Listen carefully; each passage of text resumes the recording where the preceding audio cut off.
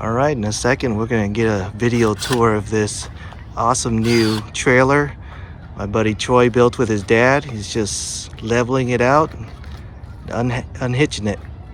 All right, let's go. Good morning, my name's Troy Palmer, the son of Palmer Boy Trailers and the master craftsman John Palmer, my father, who gets 99% of the credit for building this trailer. And the interesting thing about this trailer, when you start to look at vintage trailers and specifically canned ham trailers, is that they're stick trailers. They're built with 1x2s, and they may look good from the outside, but trust me, there's dry rot all over. So this is a completely brand new trailer from the ground up, using vintage parts.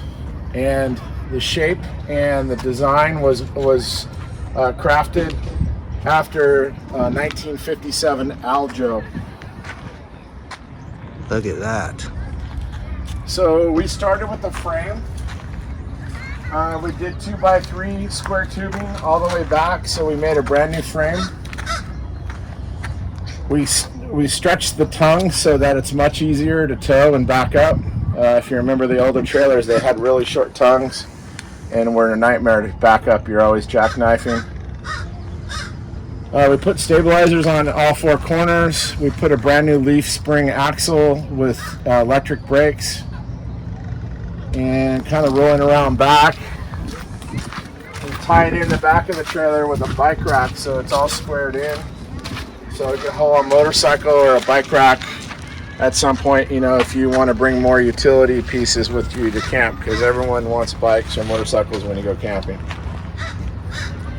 Since we're here at the back, we tried to use all vintage ear or NOS accessories, so all the accessories are either restored or they're brand new. These taillights were actually 1947 taillights. They were NOS, still with cloth wiring, so we used those. We used a period correct license plate light with the glass center light. Trailer. We have here a freshwater, which is a vintage trailer piece. Again, you use that to fill up your fresh water tank from the inside. This is for city water if you're at a campsite. This is for power if you're at a campsite. And then, obviously, in a 13-foot trailer, we're designing it to be pulled by smaller SUVs. I pull it with a 4-cylinder Equinox and a 6-cylinder 4Runner. The weight of the trailer is about 2,000 pounds dry, so we're not quite sure what it's fully loaded, but it's definitely under 2,500 pounds. And the last thing that we really are conscious of is weight on the rear end. And so obviously we have a toilet, we have fresh water up front. We designed a special black water in that we don't have a black water tank, but what we did is we extended the 4-inch tubing and we did a horseshoe across the bottom of the trailer, so you can see that this is the outside. So if we were at a campsite, we would have that hooked up, but if you come around to the other side of the trailer, you can kind of see how it comes out the toilet and it U's around.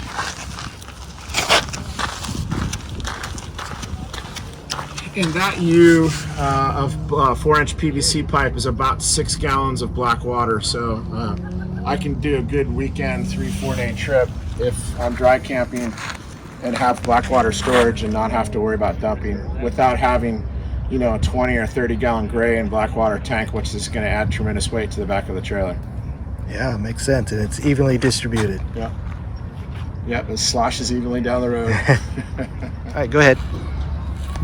One of the most important things we wanted to do with this restoration is we wanted to keep this as a vintage trailer, period correct, but we wanted to add all the modern conveniences. So one of the things in a small 13-foot trailer like this is there's always a storage issue. So in designing it, we wanted to make sure that we had storage access underneath the seats and all the way in the back. So we'll see that from the inside, but this is the outside door, which allows to store all your dirty items, if you will. 110, so if we're connected at a campground, we have 110 out here for your appliances, refrigerator. A lot of extra work was done into making the door, so we repurposed the flush mount hinge. We actually took this off of an existing trailer and we cut it down to fit so it was appropriate for size. Repurposed this original screen door hinge and then made an original screen door that has the ability to, and that's all made out of oak just to have a little bit more strength. Again, refurbished, all original hardware, and then obviously all of the aluminum work is brand new. When it comes to the paint, I'll show you an original sales brochure where we got the idea for the paint scheme, but this paint scheme is an original 1956-57 Aljo paint scheme. We just ad-libbed a little bit. We changed it a little bit up front here, and then we changed the front and the back because you get a lot of rock chips, so we tried to leave the polished where the rock chips might be so it wouldn't chip the paint. For a porch light, we turned this handle and repurposed. This was an NOS handle, and we now have a 12-volt porch light. You can't see it now, but it works off of a 12-volt. Yeah, we can see it. All right. So come on inside. All right, let's come on in.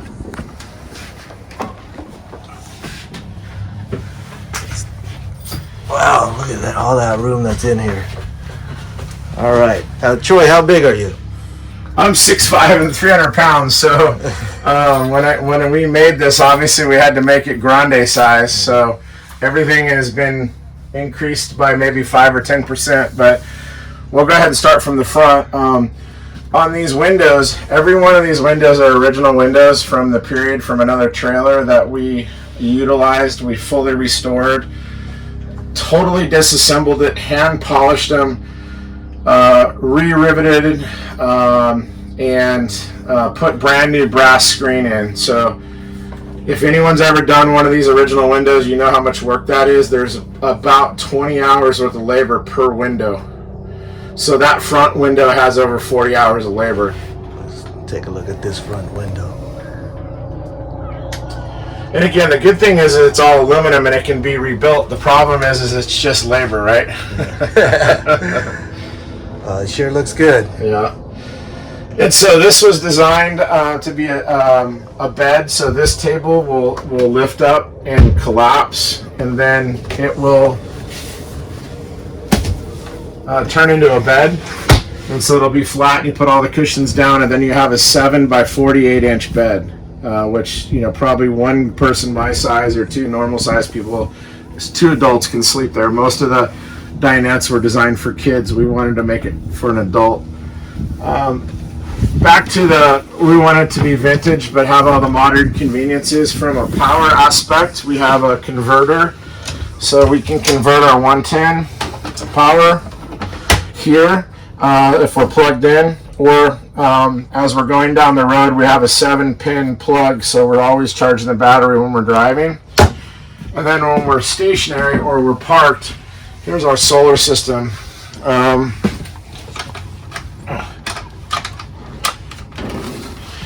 And so our solar system's 2 100 Battleborn amp hour batteries, 2 100 Renogy solar panels on the roof, and a 2,000 watt Renogy inverter. So we've never run these batteries low. The day, right now we're at 13.6. By the end of the day, we'll be at 13.9. So we have the ability to run any of the electricity. We have the ability to power something right here if you had hand tools or something you wanted to use outside. And we also have the ability to power a microwave, which I'll show you in a minute. Yeah, that's a serious inverter. And I like how you have it underneath the drawer. That's really nice to save some space. Yeah, again, we tried to figure out with everything we did, and this is a 2-year restoration or a 2-year build. We tried to follow, so there's a vent there, and then there's a vent, and again, you always need your junk drawer for all your hookup and your dirty parts, and so we built that to fit in there, but we vented the bottom, so there's a vent here, and then there's a vent on the top for cooling. Sure. So that's the solar system, and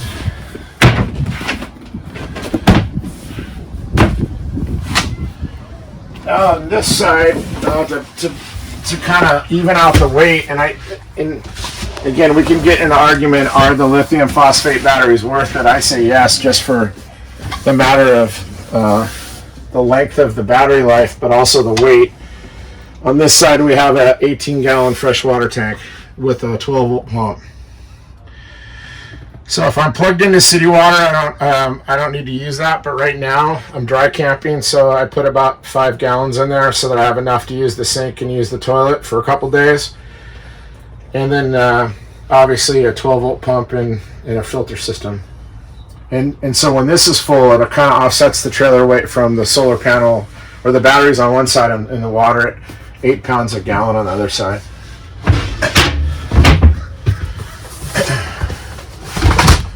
Moving, and again, keeping track of the original interior. This is an original lantern mantle light. So it has a mantle just like a lantern does.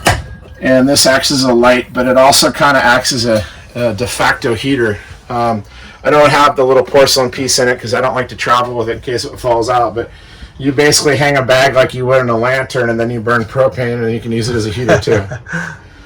And then we have all of our 12-volt lights here, and then these are our 110 lights if we're plugged in at a camp. We found some original curtain rods out of a trailer. I just haven't had the curtains done, but we were lucky enough to find something really close to our color and our decor. So these are actually original period correct curtain rods. We don't have curtains yet. And then back here you'll find 12-volt and USB. And then you'll notice we have brown and we have almond plugs. And so these are the 110 and these are the 12-volt. Oh, that's great. So you know by the color of the switch, like behind you, you know this one's the 12-volt exterior, and then this is the 110 exterior. Again, all the light bulbs, the LED is all 12-volt. All the incandescent light bulbs are 110. So these right now aren't working, but these are all period correct that we restored. We restored the original ice box. So wow, that's big. Yeah, and it's really neat because it works well for all those foods that don't have to be super cold. But what I'm able to do is I'm able to freeze these. And I have 2 sets, and I have a 12-volt freeze refrigerator in the back that I am able to switch back and forth. So this stays pretty cool for all your vegetables and breads and the other thing. But I freeze everything, and then I use this as the defroster. So that's how everything kind of stays cool in this, and it tends to work pretty good. Plus, it acts as a pantry. And then all of our drawers are built original. All the storage here, anything like you would have in a regular camper. We have a stove right now. I don't have the grills on it because we just got here. We're traveling, but that's an original working propane stove. And guess where Troy's daughters go? What do they play?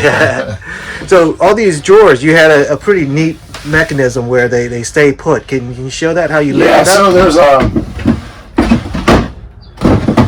nice. So there's it's cut.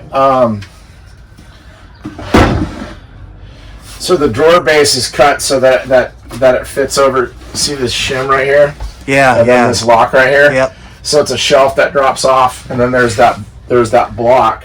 And what that allows you to do is basically it allows it to keep it from opening when you're traveling down the road and have your stuff flying all over the place. Yeah, and it's clean. There's no latch that you have to deal with. It looks good. It looks normal. Yeah, and that was an original, again, just from restoring trailers. You pick up the original, the pattern of the wood, all of it's original. It's just been redone with new wood. All of these handles we bought NOS on eBay, so they're period correct handles that have latches on them. And then we were able to kind of go a little more Art Deco with these on the yellow.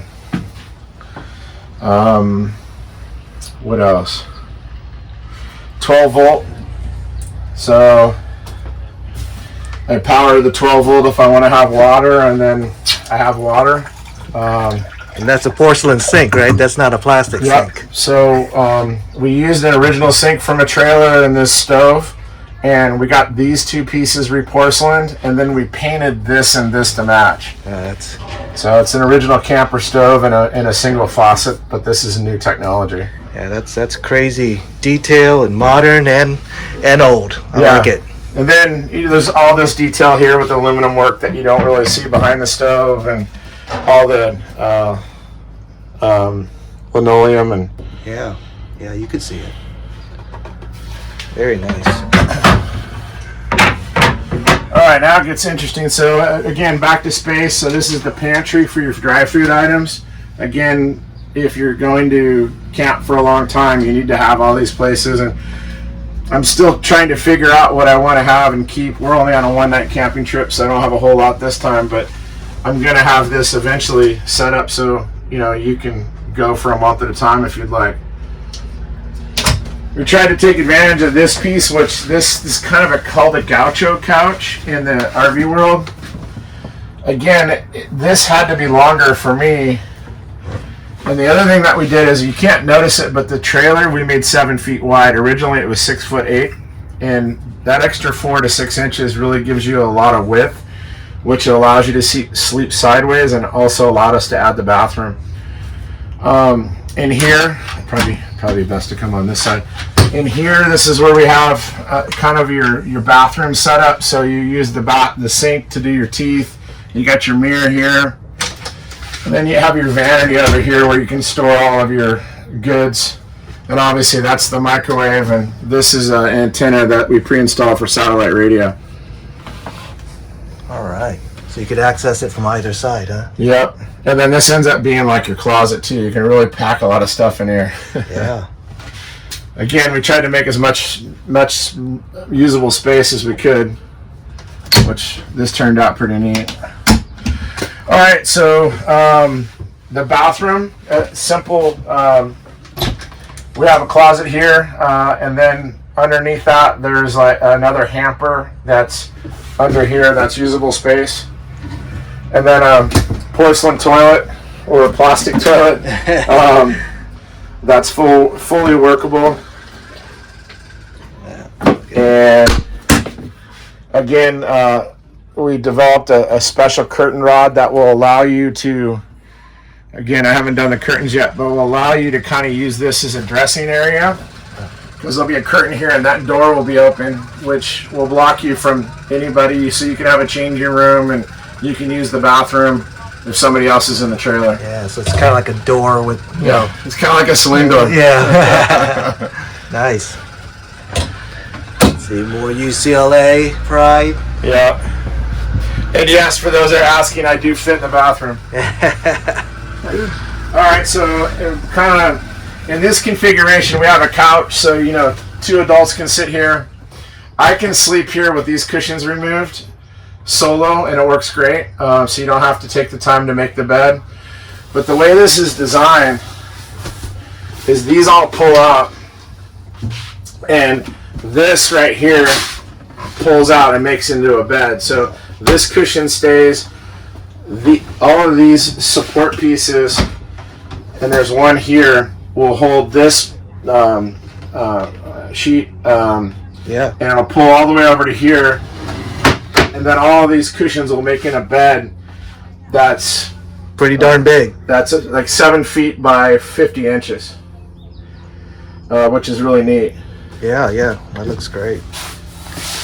And this is, and then again, I don't know if you're gonna see this, but this is all storage under here, spare tire and all the extra storage for barbecues and the stuff that gets dirty. You kind of saw that from the outside, but there's a lot of extra storage there for things that you may not use every day, but you need when you camp. And then this is another kind of cool modern piece. This is a 12-volt freezer, and so right now I have it set just to freeze, so I'm freezing my items. Like 18 liters? 40. Oh, 40. Yeah. Yep. I wish I would have gone with the 50. I think I could have got it to fit. But again, we custom made it to fit there, and again, not look like a brand new trailer, be a vintage trailer. What else? So up here again, more electronics. So we have cable. So we have a cable hookup before a camp that has cable, again, 110 inverter, 12 volt, and then 12 volt direct. And then obviously all these lights, which you can go red or white for nighttime. And I think that's this custom grill again, so that the refrigerator can cool. Yep, makes sense. Yep. And that's a tour of our 1957 Aljo trailer. We hope you enjoyed it, and again, might find a way to restore a trailer yourself. Thank you.